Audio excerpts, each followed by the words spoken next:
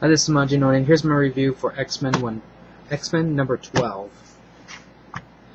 Astonishing 39, and G.I. Joe Civil War 2. I'll do this one first, and I'll be kind of brief with this one.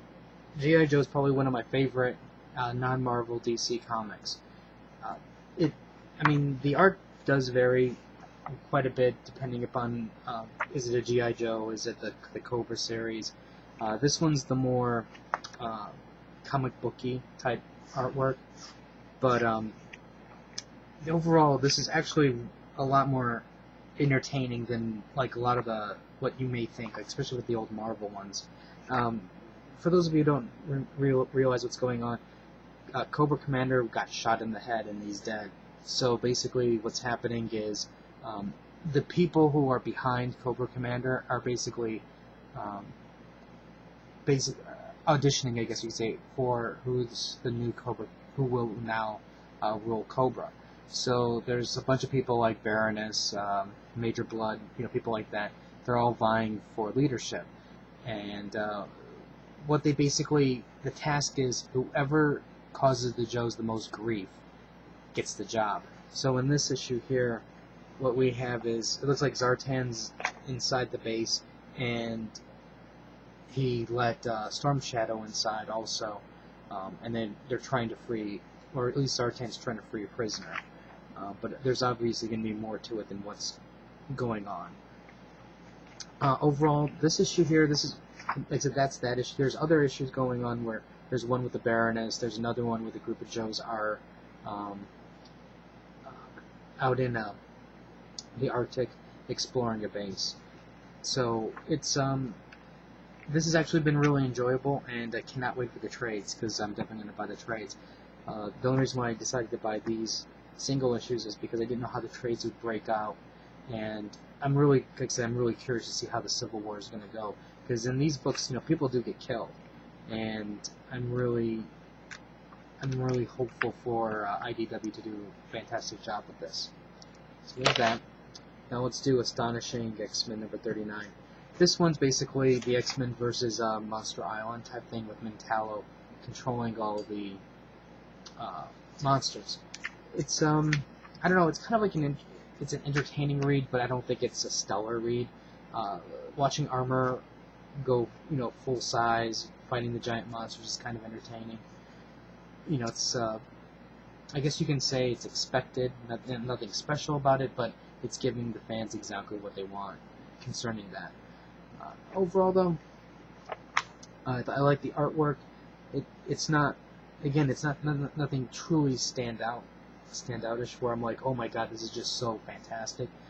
But for the type of story it is, everything just kind of flows well. The way they do the panel layouts, and it's entertaining, I guess. But it's not stellar. It's not stellar stuff that you would expect from the Astonishing line.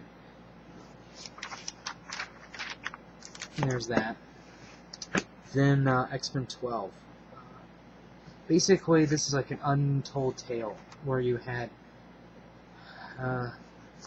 basically, yeah, that's the externals. The externals are involved. Basically, what's base? All right, I'm trying to formulate my thoughts on this one.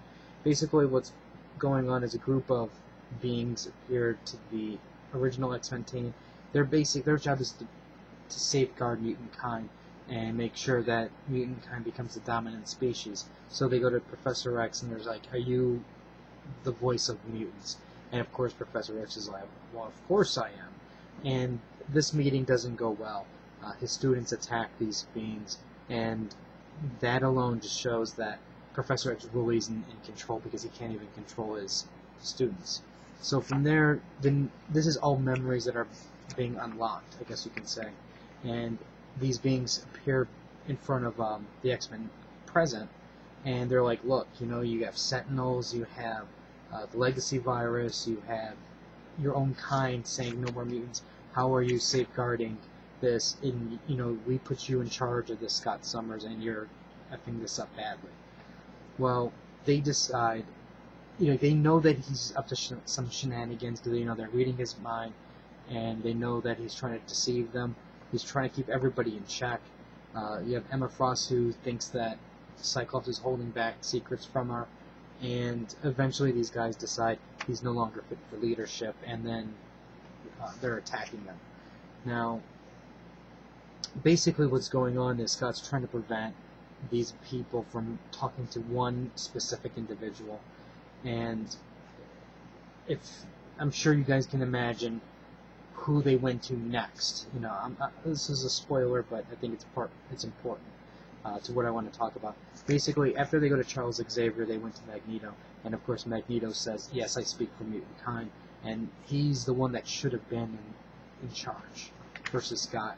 So apparently something happened in the past where Scott needs to make sure Magneto does not meet these people. And it kind of makes me wonder as if this is going to be a situation where Magneto could turn potentially bad. But I don't know. I mean, part of me is hoping, at least through all schism, that he stays, at least with the X-Men. I think what they're doing with his character is kind of interesting for now. But I think they really need to turn him back into a villain eventually. Overall, though, I mean, I like the artwork. There's a lot of good things. Like Emma Frost, I really like the way they draw Emma. The battle scenes are decent. I love these character designs. And overall, this one, it's entertaining, but it's one of those things that I don't know if I could just... Like, if somebody goes, could you recommend an X-Men title, a story, I don't know if I would recommend this, because there's just so much back history and whatnot that's going on in here. But it's just entertaining, I guess. Average. Anyways, that's my review for these 3 books. If you have any comments or questions, let me know. Rate the video up or down, let me know what you think, and I'll have more reviews up later. So until next time.